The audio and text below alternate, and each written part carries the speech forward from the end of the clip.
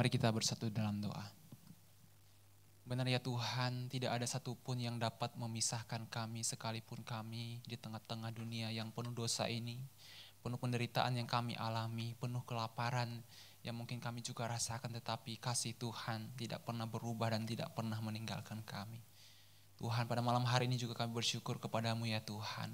Untuk satu kesempatan untuk kami boleh merenungkan kebenaran firman Tuhan yang akan kami pelajari bersama-sama.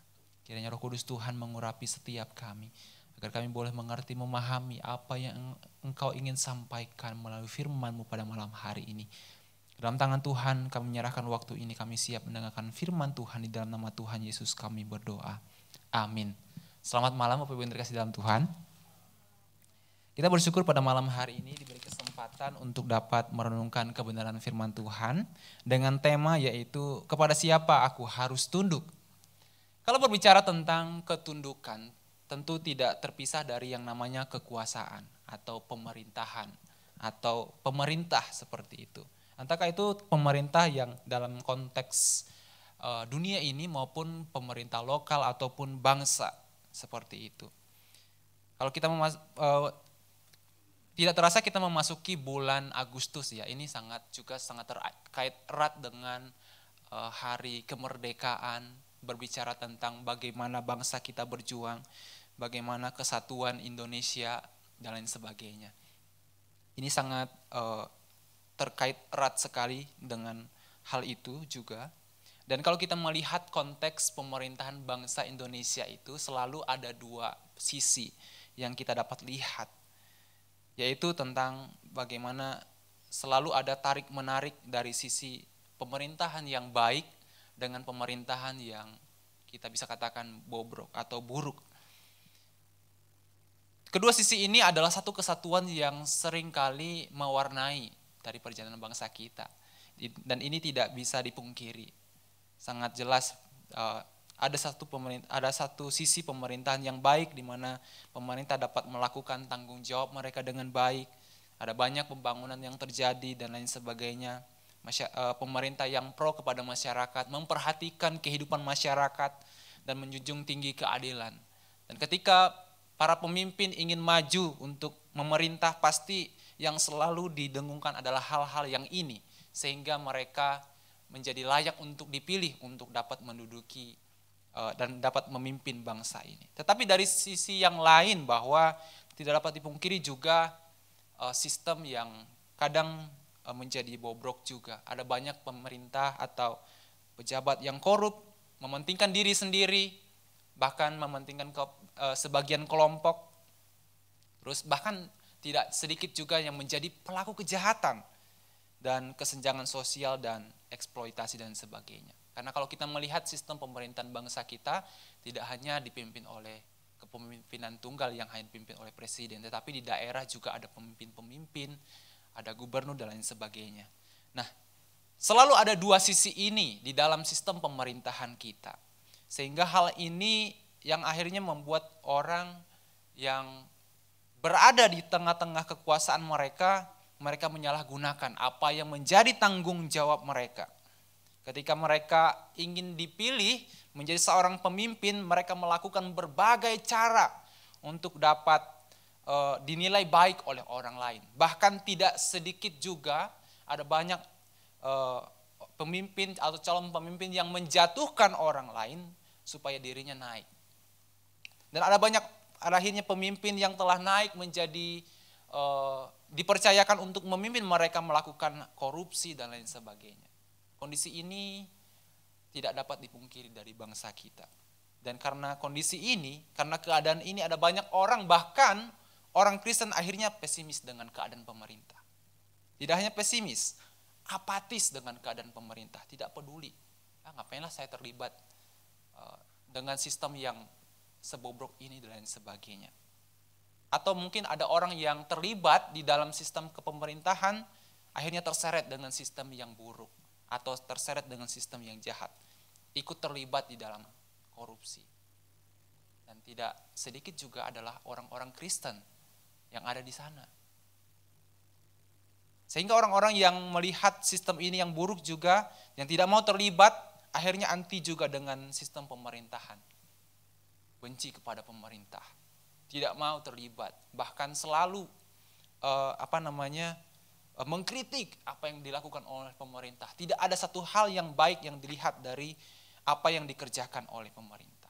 Bapak yang terkasih dalam Tuhan, memang keadaan ini seringkali pada akhirnya membuat orang berpersepsi demikian. Tetapi perlu diingat bahwa memang pemerintahan di tengah-tengah dunia itu memang tidak sempurna. Kenapa? Karena dosa. Sebaik apapun pemerintah, hanya ada dari sudut pandang sebagian orang. Dan sebagian lagi akan menilai tidak lebih baik. Selalu ada pro dan kontra dan lain sebagainya. Pemerintahan di tengah-tengah dunia memang tidak sempurna. Dan ketika melihat hal ini, ketika melihat situasi seperti ini, sebagai orang Kristen, di tengah-tengah dunia yang di dalam sistem, yang berada di dalam sistem tersebut, lalu bagaimana? Bagaimana orang Kristen harus menyikapi keadaan seperti ini? Dan bagaimana kita harus melihat ini? Bagaimana kita harus bersikap ketika kita di bawah pemerintahan yang seperti ini? Haruskah kita tunduk pada pemerintah yang tidak sempurna itu? Dan kepada siapa aku harus tunduk? Ini pertanyaan yang seringkali akhirnya muncul di kepala kita. Apakah kita harus anti pemerintah yang misalnya kelihatannya sangat buruk sekali? Atau kita pada akhirnya takut untuk mendukung pemerintah yang ini dan sebagainya karena kita takut akhirnya pemerintah yang kita dukung ternyata melakukan sebuah kejahatan dan sebagainya. Nah, pertanyaan ini akhirnya menjadi perenungan kita pada malam hari ini. Bagaimana seorang Kristen harusnya menyikapi dan harusnya kita tunduk pada pemerintah yang tidak sempurna ini, dan kepada siapa kita harus tunduk. Mari saya mengajak kita untuk membuka kebenaran firman Tuhan sebagai dasar atau landasan perenungan kita hari ini di dalam 1 Petrus pasal yang kedua.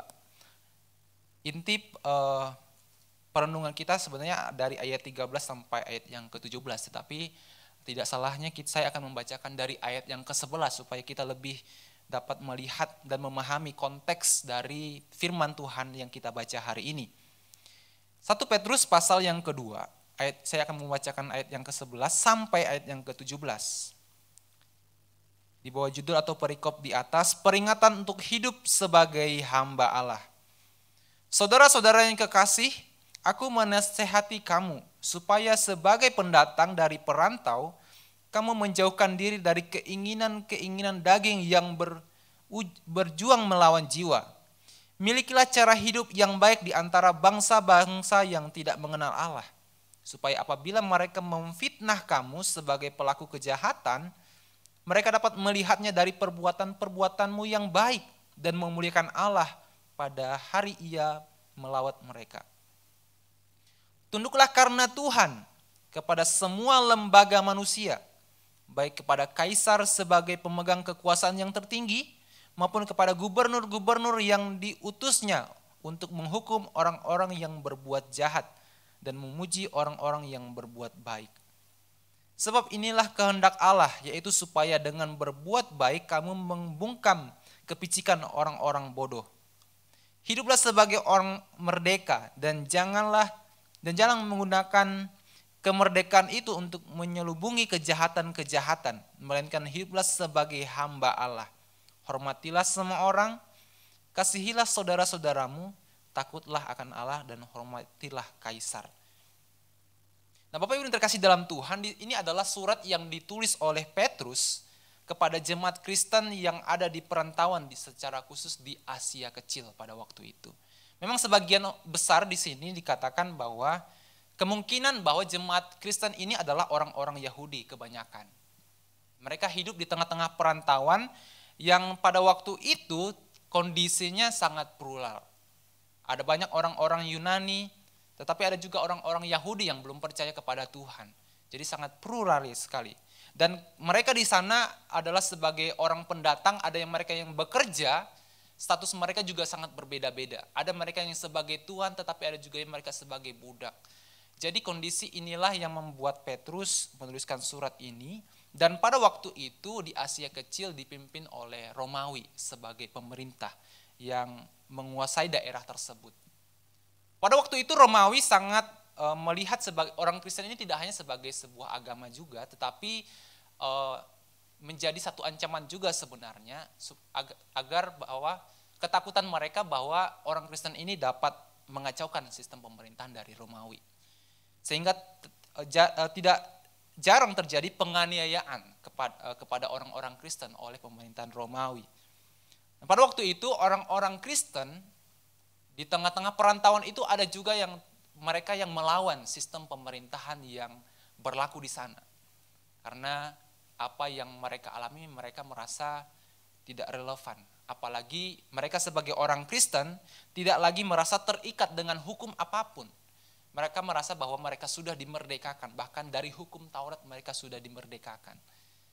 Mereka merasa demikian sehingga mereka tidak punya tanggung jawab untuk taat kepada pemerintah apapun kecuali kepada Tuhan.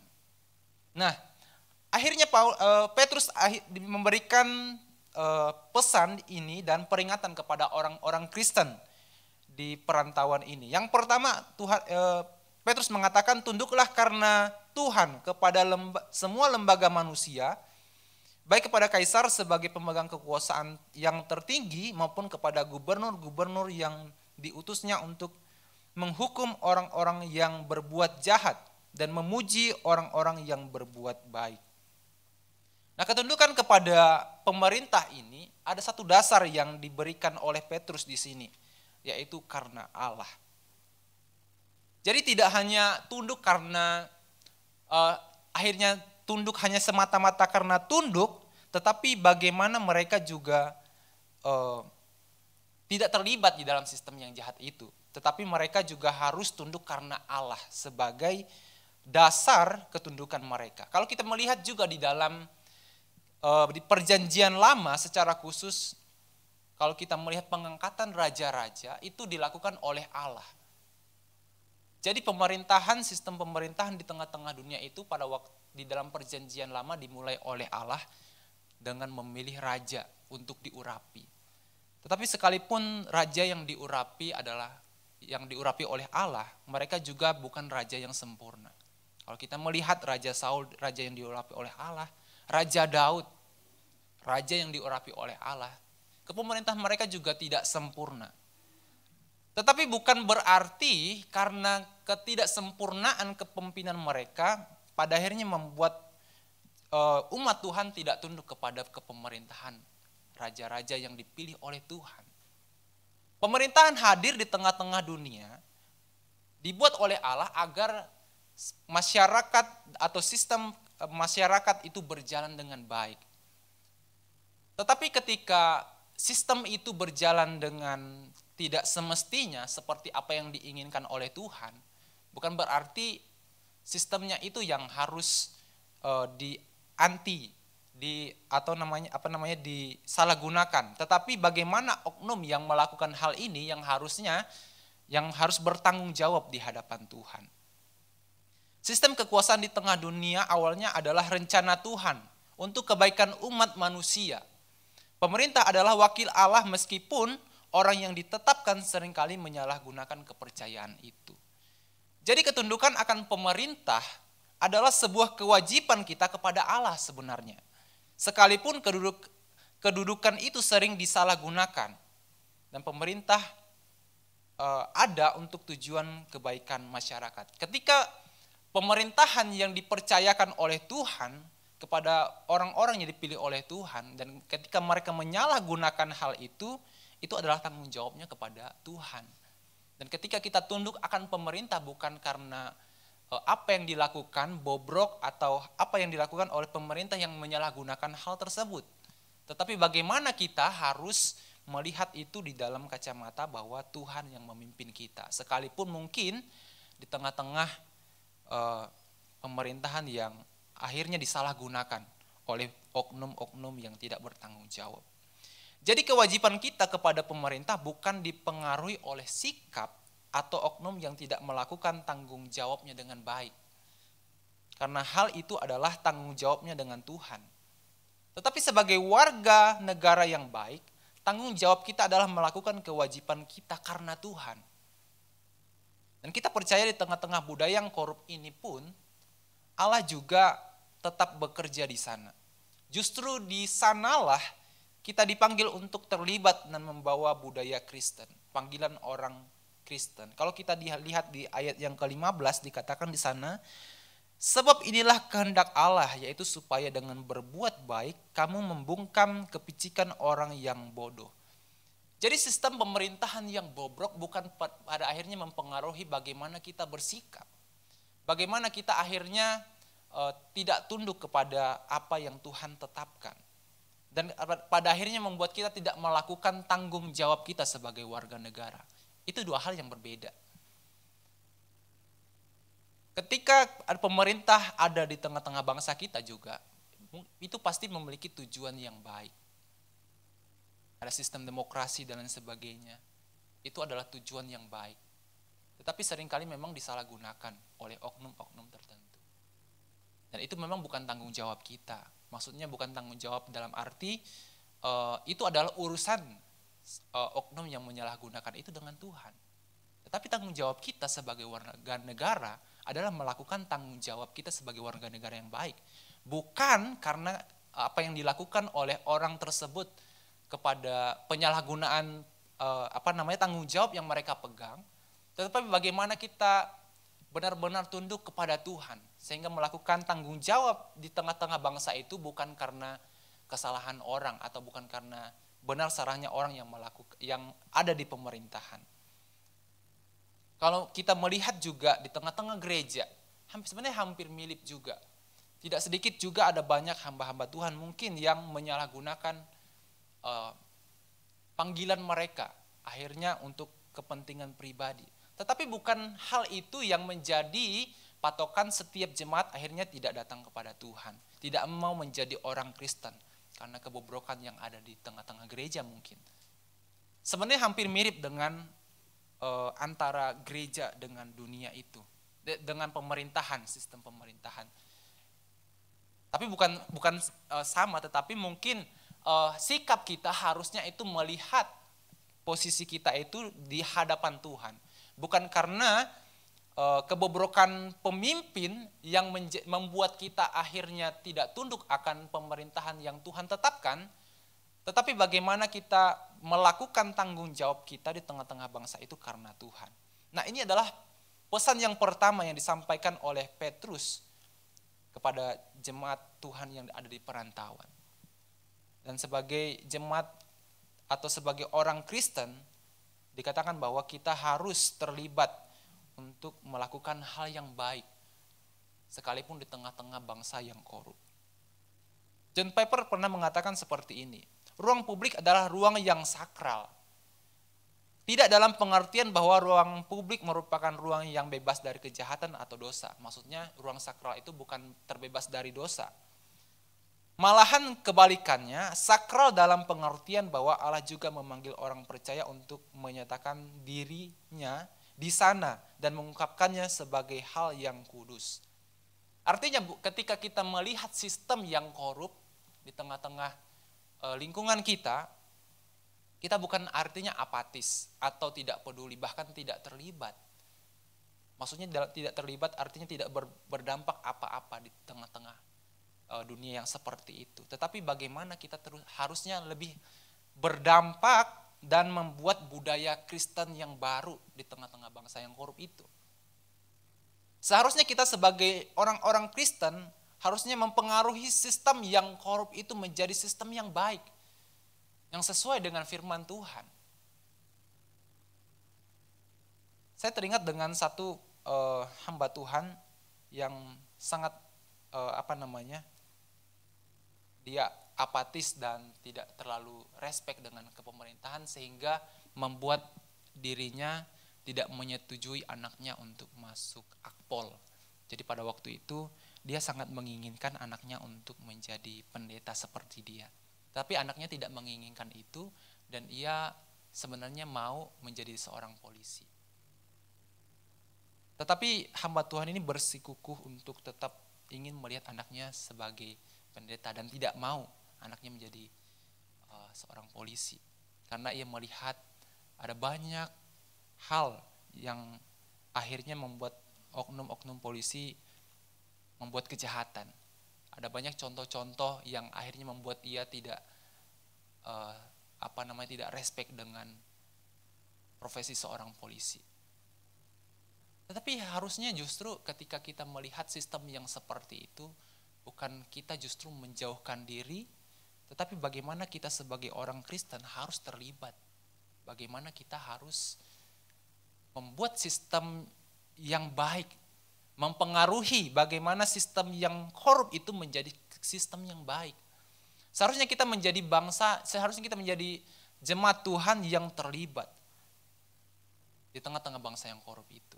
Setidaknya kita mendoakan bagaimana pemerintahan kita boleh berjalan dengan baik. Yang pertama adalah ketundukan kepada Allah. Jadi bukan karena melihat sistem yang mungkin korup di tengah-tengah bangsa ini lalu kita tidak memperdulikan apa yang di tengah-tengah bangsa kita. Tapi bagaimana kita harus justru berdampak baik di tengah-tengah bangsa kita. Petrus mengatakan bahwa supaya orang-orang yang ingin membungkam kita, mereka melihat kebaikan kita. Justru dengan kebaikan kita mereka akhirnya melihat Allah di dalam hidup kita. Kemudian yang kedua yang Petrus mengatakan di dalam bagian ini adalah hidup sebagai orang merdeka. Seorang Kristen adalah orang yang dimerdekakan, adalah orang yang telah dimerdekakan dari dosa, yang telah dimerdekakan dari iblis, dan mereka juga telah dimerdekakan dari hukum Taurat. Dan bukan menyalahgunakan kemerdekaan untuk berbuat jahat. Di dalam bagian ini, konteksnya pada waktu itu, jemaat Tuhan merasa bahwa mereka adalah orang-orang yang sudah merdeka dari hukum di tengah-tengah dunia ini. Jadi mereka tidak merasa bertanggung jawab untuk taat kepada pemerintahan apapun. Kalau kita melihat juga konteks budaya Yahudi pada waktu itu, mereka hanya tunduk kepada pemerintahan yang dipilih di tengah-tengah bangsa mereka sendiri. Mereka tidak mau tunduk kepada pemerintahan yang lain di luar bangsa mereka. Dan ketika mereka menjadi orang-orang perantau, mereka merasa tidak berwajib untuk taat kepada pemerintahan yang bukan dipilih di tengah-tengah saudara-saudara mereka atau di tengah-tengah bangsa mereka sebagai orang Yahudi. Mereka merasa merdeka melakukan apa saja, bahkan melawan apa yang dilakukan oleh pemerintah. Dan tidak segan-segan mereka juga melawan dengan tindak kejahatan. Mereka menggunakan kemerdekaan itu sebagai bentuk, untuk mereka berbuat jahat. Mereka merasa bahwa mereka tidak perlu tunduk kepada pemerintahan yang ada di dunia ini karena mereka sudah dibebaskan oleh Tuhan. Sehingga Petrus mengatakan, bukan demikian yang harus kamu lakukan. Karena ketika kamu dimerdekakan oleh Tuhan, harusnya yang terjadi adalah bukan menyalahgunakan kemerdekaan untuk berbuat jahat. Artinya kemerdekaan di sini adalah merdeka dari dosa, dari iblis dan hukum Taurat. Dan seharusnya ketika orang yang dimerdekakan oleh Tuhan, bukan justru menyalahgunakan kemerdekaan itu untuk berbuat jahat. Melawan kejahatan dengan kejahatan. Itu yang dilakukan pada waktu itu oleh orang-orang Kristen di tengah-tengah perantauan yang didengar oleh Petrus dari berbagai sejawat mereka di Asia kecil pada waktu itu. Sehingga Petrus mengatakan bahwa jangan kamu menyalahgunakan kemerdekaan itu. Tetapi hiduplah sebagai orang-orang yang merdeka.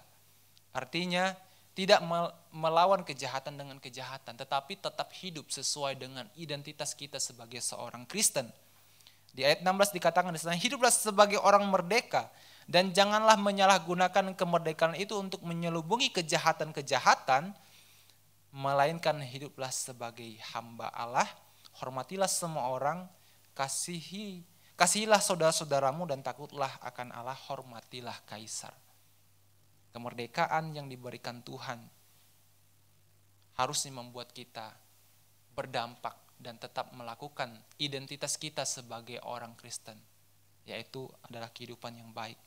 Memang pada waktu itu di tengah-tengah pemerintahan Romawi ada banyak penganiayaan yang terjadi di tengah-tengah bangsa, di tengah-tengah kehidupan orang Kristen. Orang-orang Kristen waktu itu ada sebagian mereka yang menjadi budak juga harus tunduk dan taat kepada otoritas Tuhan mereka, sekalipun Tuhan mereka juga adalah orang-orang yang menyembah berhala, seperti itu. Tetapi Petrus mengatakan di sini, nggak apa-apa kamu dianiaya di sana. Memang penganiayaan itu akan selalu terjadi dan penderitaan itu akan terus terjadi. Tetapi tetaplah hidup di dalam kebenaran dan hiduplah berbeda di tengah-tengah mereka. Sehingga mereka melihat ada sesuatu yang berbeda di antara kamu dan mereka melihat Allah di sana. Sebenarnya surat ini ingin mempersiapkan juga jemaat-jemaat Tuhan dengan kondisi yang demikian. Sehingga mereka juga tidak kaget dengan penderitaan-penderitaan yang mereka alami. Dan Petrus berharap memang jemaat Tuhan pada waktu itu tetap hidup sesuai dengan kebenaran firman Tuhan, sekalipun di tengah-tengah penganiayaan yang mereka harus alami. Tidak dengan kekerasan, tetapi dengan tetap melakukan sebuah kebaikan. Tetap tunduk kepada pemerintahan yang mungkin tidak benar, dan tetap bertanggung jawab dan melakukan tanggung jawab mereka di tengah-tengah dunia. Sebagai orang Kristen kita harusnya juga demikian di tengah-tengah bangsa ini. Kita harusnya sebagai bangsa, sebagai jemaat Tuhan yang baik, sebagai orang yang telah dimerdekakan oleh Tuhan, kita harusnya memiliki dampak yang baik di tengah-tengah bangsa kita. Bukan mengutuki pemerintah yang mungkin melakukan tindak kejahatan, tetapi bagaimana kita juga justru harus mendukung mereka di dalam doa. Sehingga sistem pemerintahan di tengah-tengah bangsa kita diubahkan oleh Tuhan menjadi lebih baik. Menghadapi pemerintahan yang korup tidak dengan kejahatan, tidak dengan caci makian, tetapi tetap dengan kasih dan tetap berserah kepada Tuhan. Dan tetap punya pengharapan bahwa Tuhan akan tetap memulihkan bangsa kita untuk ke arah yang lebih baik. Sekalipun mungkin Tuhan memakai orang-orang yang tidak percaya kepada Tuhan. Kalau kita melihat bagaimana Daniel dan teman-temannya ketika mereka di tengah-tengah bangsa yang tidak mengenal Allah, mereka tetap belajar untuk tetap tunduk kepada pemerintah yang mungkin tidak percaya kepada Tuhan. Tetapi karena mereka percaya bahwa mereka melakukannya di hadapan Tuhan. Dan bukan karena kebobrokan pemimpin mereka, tetapi mereka melakukan apa yang baik di tengah-tengah bangsa yang tidak mengenal Allah pun, mereka tetap melakukan apa yang baik karena Tuhan.